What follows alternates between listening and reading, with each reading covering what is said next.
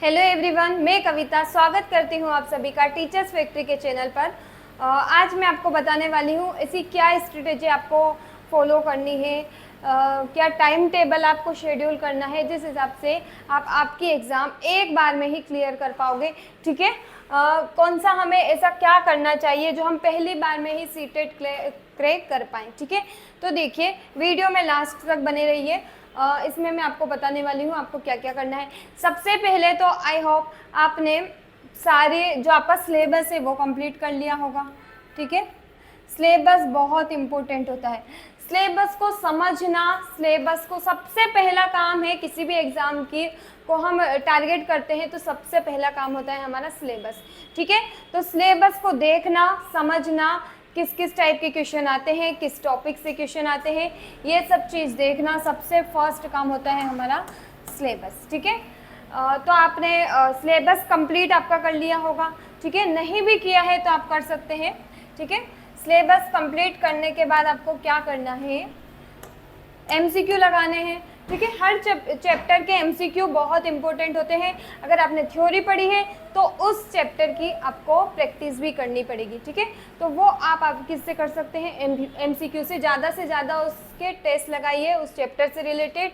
Next है previous year question. सबसे ज़्यादा मतलब मेन रोल प्ले करते हैं आपके एग्ज़ाम को क्वालिफाई करने के लिए। ठीक है, प्रीवियस ईयर क्वेश्चन सबसे ज़्यादा इम्पोर्टेंट होते हैं। आप कोई भी एग्ज़ाम दे रहे हो सबसे ज़्यादा इम्पोर्टेंट होते हैं। और इससे भी ज़्यादा इम्पोर्टेंट होता है प्रीवियस ईयर क्वेश्चन के एनालिसिस करना। ठीक है, प्रीवियस ईयर क्वेश्चन तो आप कर लोगे लेकिन इसकी एनालिसिस ज़्यादा इम्पोर्टेंट होती है। ठीक है, आप जैसे कि प्रीवियस ईयर क्वेश्चन लगा रहे हैं, अगर आपने उसकी एनालिसिस नहीं की तो फिर वो हमें फ़ायदा नहीं देती है। ठीक है, एनालिसिस करना बहुत ही ज़्यादा इम्पोर्टेंट है। जो भी ऑप्शन आते हैं आपके, जैसे कोई सा भी क्वेश्चन हुआ उसमें 4 ऑप्शन होंगे। ठीक है, तो आपको चारों ऑप्शन को डिटेल में पढ़ना है कि कौन से ऑप्शन में क्या पूछा गया है, मतलब उससे रिलेटेड जो भी इम्पोर्टेंट फैक्ट होते हैं सब पढ़ने हैं। क्योंकि मैं भी जो क्वेश्चन दिया है उसके ऑप्शन से रिलेटेड आपको दूसरे बार क्वेश्चन मिल जाए, देखने को मिले एग्जाम में। ठीक है, तो ऑप्शन को पढ़ना मतलब प्रीवियस ईयर की एनालिसिस, वही बात है। ठीक है, बहुत ही ज़्यादा इंपॉर्टेंट होती है, तो इस चीज़ पर मेन ध्यान देना है। तीसरा, आपको ज़्यादा से ज़्यादा टेस्ट सीरीज ज्वाइन कर लेना। ठीक है, सबसे ज़्यादा इम्पोर्टेंट होता है टेस्ट देना। ठीक है, प्रैक्टिस सेट ज़्यादा से ज़्यादा लगाने हैं। बुक से लगाइए, ऑनलाइन लगाइए, जैसे भी लगाना है, लेकिन प्रैक्टिस ज़्यादा से ज़्यादा करनी है। अगर आपने थ्योरी पढ़ ली और अगर उसकी प्रैक्टिस नहीं की, क्वेश्चन आंसर नहीं लगाए, तो वो कोई काम की नहीं रहने वाली। ठीक है, ज़्यादा से ज़्यादा प्रैक्टिस करनी है। जो फॉर्मूले जैसे हमने पढ़े हैं, ठीक है, मैथ में हम फॉर्मूले पढ़ते हैं, अगर हमने उनको क्वेश्चन में अप्लाई नहीं किया तो क्या हमें वो समझ में आएंगे? नहीं आएंगे। तो हम क्या करते हैं, उनके लिए प्रैक्टिस करते हैं मैथ की। ऐसा ही हर सब्जेक्ट का है। आपने प्रैक्टिस की, थ्योरी पढ़ी, उसके बाद आपको उससे रिलेटेड जो भी इम्पोर्टेंट एमसीक्यू है वो लगाने पड़ते हैं। ठीक है, उससे ही आपको पता चलता है कि आपको याद रह रहा है या नहीं रह रहा है। ठीक है, उससे आपका रिवीजन भी होता है, बेस्ट होता है। सबसे ज़्यादा टेस्ट सीरीज लगाइए। और अब क्या है, लास्ट टाइम है, तो आपको इन चीज़ों पर मेन फोकस करना है। प्रीवियस ईयर क्वेश्चन सारे लगा दीजिए। मतलब मैक्सिमम आप 5 सालों के, तो मिनिमम तो आप 5 सालों के लगाइए, मैक्सिमम आप कितने ही लगा लीजिए, लेकिन प्रीवियस 5 ईयर के तो लगाना ही है। ठीक है, या फिर आप 2017 से जो 24 में भी आपका पेपर हुआ था, इतने तो लगा ही लीजिए। ठीक है, ये तो बहुत इंपॉर्टेंट रहने वाले हैं। इसके पहले कि आप नहीं भी लगाएंगे तो चलेगा, लेकिन इतने तो आपको लगाना ही है। ठीक है, टेस्ट सीरीज ज़्यादा से ज़्यादा टेस्ट दीजिए। और किस पर फोकस करना है आपको, previous year, test series, syllabus. ये अगर तीनों चीज़ें आपने कर ली तो आपको एग्ज़ाम को क्वालिफाई करने से कोई नहीं रोक सकता। ठीक है, और मेन इंपॉर्टेंट है प्रैक्टिस के लिए आप सबसे पहले OMR शीट लेके आइए। ठीक है, OMR शीट जिसमें ये 4 गोले आते हैं। ठीक है, एग्जाम में आपको OMR शीट मिलेगी। आपको पता है पहले हमारी एग्जाम ऑफलाइन होती थी, फिर ऑनलाइन होने लगी, अब फिर से ऑफलाइन होने लग गई है, तो आपको OMR शीट में पूछे जाएंगे। तो OMR शीट फिल करते टाइम क्या होता है, जब हम अगर हम इसकी प्रैक्टिस करके नहीं जाते हैं तो हमें एग्जाम में बहुत प्रॉब्लम आती है।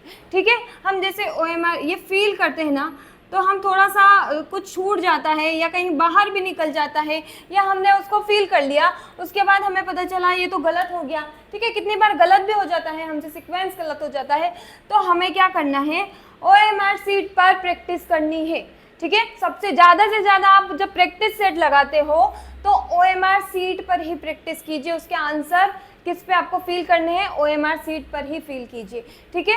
ऑनलाइन अब इसकी एग्ज़ाम नहीं है तो आपको इसकी प्रैक्टिस तो बहुत ही ज़्यादा ज़रूरी है, इसकी प्रैक्टिस कीजिए।